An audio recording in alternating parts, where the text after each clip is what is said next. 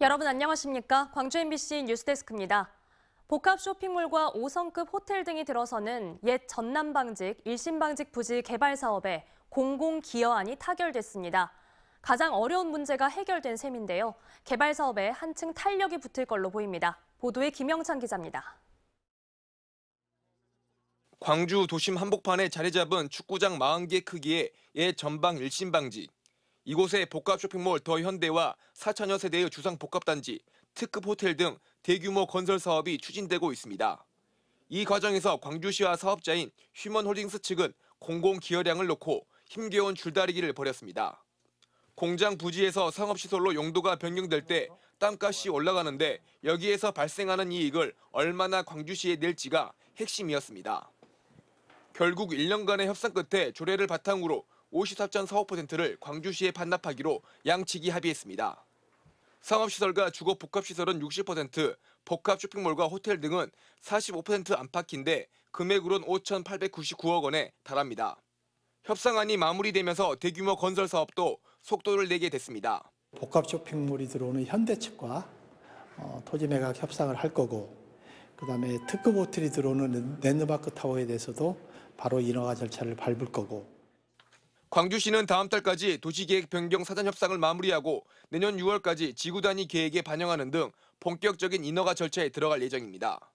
빠르면 오는 2028년 완공될 수 있다는 전망도 나옵니다. 내년 6월까지 사전 협상 결과와 관계기관, 협의, 그리고 주민 의견 등이 반영된 지구 단위 계획을 결정하여 고시할 계획입니다. 옛 전남 일신방직 부지 개발에 청신호가 켜진 가운데 광주시는 수천억 원의 공공기여금을 어떻게 활용할지에 대해선 구체적으로 밝히진 않았습니다. MBC 뉴스 김영창입니다. 대부분의 시외버스에는 휠체어 리프트가 없습니다. 때문에 휠체어를 탄 장애인의 탑승이 어려운데요. 이에 장애인들이 6년 전 버스를 쉽게 탈 수 있게 해달라며 버스 업체 등을 상대로 소송을 제기한 바 있습니다. 소송 6년 만에 재판부가 현장 검증을 실시했고 양측의 입장은 팽팽히 맞서고 있습니다. 천홍희 기자입니다. 휠체어 리프트가 장착된 버스에서 탑승 설비가 내려옵니다. 휠체어 장애인이 리프트를 타고 버스에 오르는 데 걸리는 시간과 탑승 공간, 안전장치 등을 법원 관계자들이 꼼꼼하게 살펴봅니다. 2m로 하시고 요 밑 뒤에까지 좀 가보겠습니다. 장애인들이 이동권을 보장해달라며 소송을 제기하자 해당 재판부가 휠체어 탑승 설비가 설치된 버스에서 현장 검증을 하는 겁니다. 현장 검증은 유스퀘어 종합버스 터미널에서도 이어졌습니다. 재판부는 터미널 승하차장 등에서 장애인 탑승 설비를 설치한 고속버스 운행이 현실적으로 가능한지 등을 점검했습니다. 이번 현장 검증은 지난 2017년 처음 소송이 제기된 이후 6년 만에 실시됐습니다. 대부분의 시외버스에는 휠체어 리프트가 없어서 휠체어를 탄 장애인들이 버스에 탈 수 없습니다. 장애인들은 탑승 최대치인 휠체어 4대가 타고 내리는 데 걸리는 시간은 고작 10여 분에 불과하고 국토부 등에서 예산 지원도 받을 수 있어 리프트가 달린 버스를 도입하는 것은 어려운 일이 아니라고 말합니다.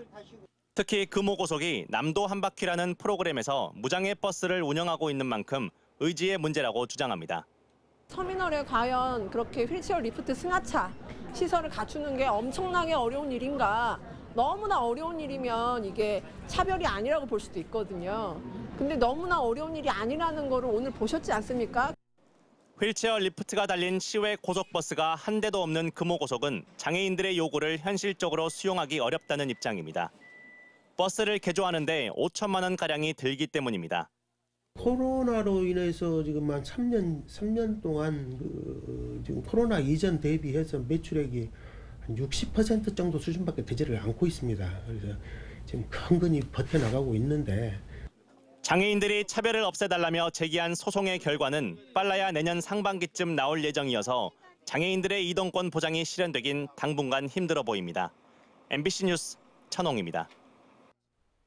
고물가와 내수 불황에 세계 전쟁 여파까지 경기 침체가 길어지면서 안 그래도 좁은 지역 청년들의 취업문이 갈수록 오그라들고 있습니다. 적성과 입맛에 맞는 일자리를 찾지 못해 그냥 쉬고 있는 광주 청년들이 10명 가운데 6명을 넘어 빈약한 지역 경제 현실을 보여주고 있습니다. 한신구 기자의 보도입니다. 하반기 본격적인 공채 시즌을 맞은 대학가입니다.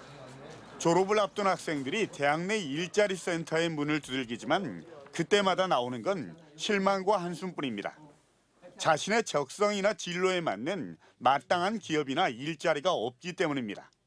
광주에는 문화적으로는 기업들이 없다 보니까 광주에서 찾기는 힘들고 경기 불황 등의 여파로 삼성과 롯데기아 등 일부 대기업을 제외한 많은 기업들이 채용 규모를 줄이거나 공개 채용을 수시 채용으로 전환하면서 안 그래도 비좁았던 취업문이 더욱 위축됐습니다.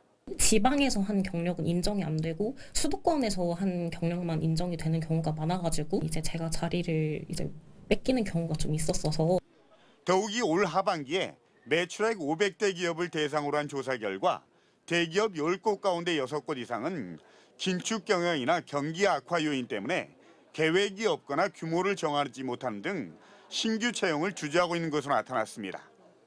이런 상황은 지역 청년들에겐 더 큰 고통으로 다가오고 있습니다. 지난해 상하반기 광주의 청년 고용률은 각각 38.6%와 38.1%, 전국 평균 46%에 비해서 8%포인트 이상 낮은 전국 최하위권입니다. 특히 광주 청년 10명 가운데 6명가량이 일할 능력은 있는데도 그냥 쉬고 있는 비경제활동 인구로 분류된 건 지역 청년들의 구직 높이와 입맛에 맞는 기업이 없는 빈약한 지역 경제의 특성을 고스란히 보여주고 있습니다. 광주 쪽 채용 정보도 없고 이제 현실적으로 저는 높은 연봉의 기업을 원하기 때문에 더욱이 고물가로 인한 내수 불황, 경기 침체, 그리고 세계전쟁 여파로 내년에는 취업문이 더 좁아질 것이란 예측은 지역 청년들에게 학자금 대출 상황과 생활비 등 경제적 부담과 함께 장래에 대한 전망을 더 암울하게 하고 있습니다. MBC 뉴스 한신구입니다. 지방 교부세 등 국비 감소에 따른 농업 예산 삭감은 농도 전남의 날벼락일 수밖에 없는데요. 전라남도가 자체 예산으로 부족분을 막겠다고는 하지만 생산비가 해마다 늘어나는 상황에서 농민들의 걱정은 커지고 있습니다. 박종호 기자입니다. 대학을 졸업한 뒤 올해 초 신안으로 내려온 김진성 씨. 기반도 경험도 부족했던 김 씨에게 청년 임대형 스마트팜 사업은 반가운 기회였습니다. 국비 등 지원을 통해 1년에 17만 원으로 대형 시설하우스를 임대해 딸기 재배도 배웠습니다. 덕분에 신안에 정착해 자립할 준비를 하고 있지만 내년도 국비 지원이 사라진다는 소식에 막막함이 앞섭니다. 교육이 없어지면 저 같은 이제 청년 창업농은 좀 많이 힘들게 되죠. 이제 교육이 없으니까 배울 수가 없으니까 이제. 이 같은 청년 임대형 스마트팜 조성 지원으로 전남에 투입된 올해 국비는 24억 원. 그런데 내년에는 전액 삭감됐습니다. 예정됐던 스마트팜 10곳은 전라남도와 지자체가 급한 대로 나눠 부담하기로 했지만 국비가 빠진 만큼 앞으로가 걱정입니다. 이 사업 자체가 국비 사업이 없어졌어요. 24년도는 도비 사업으로만 이제 있거든요. 더도 어려워서 아마 개소수도 줄고 해서. 내년도 전라남도의 농축수산 분야 예산은 올해보다 1,065억 원 줄었습니다. 국비 삭감에 이어 일부 시군들도 농업 예산 일부를 조정하면서 농민들의 반발도 터져나오고 있습니다. 볏짚 사료 제조 비용 등도 비닐값 등의 상승으로 축산농가 부담이 커졌지만 시군 지원은 기대하기 어려운 상황입니다. 좀 잘 나갈 수 있게끔 해줘야지 되지. 자꾸 예산만 줄이고 오히려 너가 죽어라. 책임은 너한테 있다. 이런 식으로 떠밀고 있기 때문에 좀 답답합니다. 또 지자체 예산이 다 삭감되다 보니까 내년도 거시기가 좀 걱정이 많이 되네요. 인건비와 비료값, 자재 등 농업 생산비는 해마다 오르는데 쌀값은 20년째 그대로인 상황. 정부가 올해 수확기 목표했던 쌀값 80kg당 20만 원도 무너졌습니다. 가뜩이나 어려운 농민들에게 더 가혹한 긴축 재정 기조. 농도 전남의 위기는 더 크게 느껴질 수밖에 없습니다. MBC 뉴스 박종호입니다. 전남 신안군 가거도 해상에서 200톤급 중국 화물선이 침몰했습니다.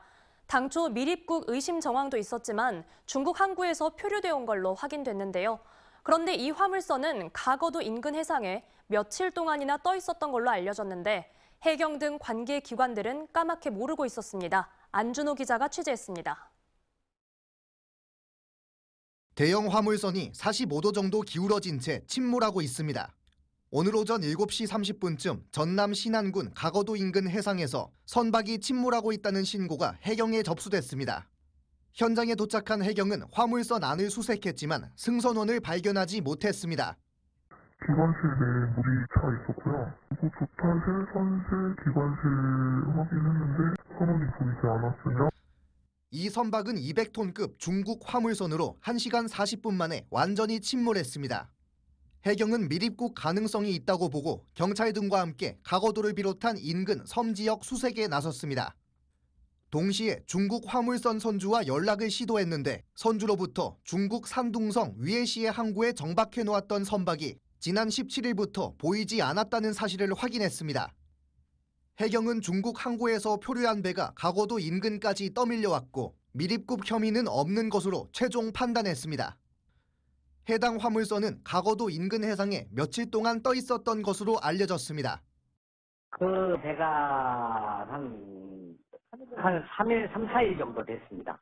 예, 중국어선들도 있었고 중국어선들은 그때 이제 다 나갔어요. 나간데 어째 그 배만 안 나가더라고요. 하지만 해경 등 관계기관들은 이 같은 정황을 파악하지 못했습니다. 간제 구역에서 벗어난다는 얘기죠. 너무 멀어요, 그게.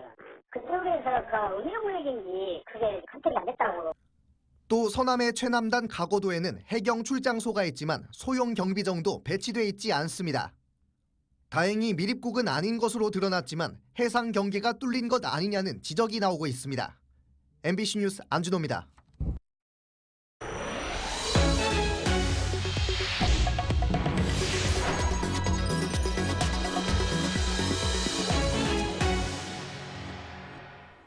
빅그린 산단 직장 어린이집 운영비 지원 중단이 광주형 일자리의 사회적 임금 약속 파기라는 광주 MBC 보도와 관련해 광주시가 결국 예산을 재편성하기로 했습니다. 광주시 의회 박미정 의원은 오늘 보도자료를 내고 광주시가 직장 어린이집 지원 중단 결정을 철회하고 9천만 원 규모의 예산을 부활시키기로 결정했다고 밝혔습니다. 앞서 광주 MBC는 광주 글로벌 모터스와 유관 기업의 안정적인 정착을 위해 노사민정 합의를 거쳐 편성된 직장 어린이집 예산의 지원을 광주시가 일방적으로 중단하는 것은 사회적 약속 파기라고 지적한 바 있습니다. 검경 브로커 사건을 수사하고 있는 검찰이 브로커와 연루 의혹을 받고 있는 현직 경찰관 2명에 대해 구속영장을 청구했습니다.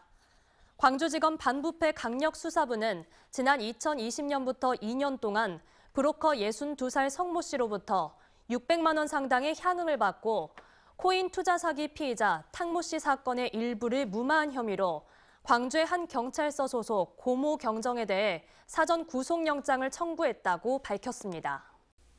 언제 어디서나 내 손 안의 뉴스. 광주 MBC 뉴스 유튜브 구독으로 함께하세요.